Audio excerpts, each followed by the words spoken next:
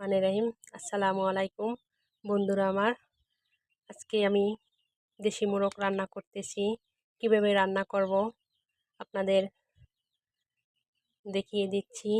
দিয়ে দিলাম পেঁয়াজ কুচি, আদা বাটা, রসুন বাটা,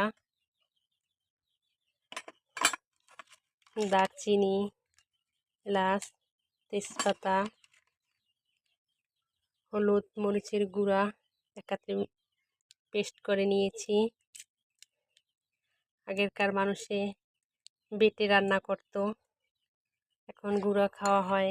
আগের মতো স্বাদ লাগে না। এভাবে যদি আপনারা হলুদের, মরিচের গুঁড়া, জিরার গুঁড়া পেস্ট করে নিয়ে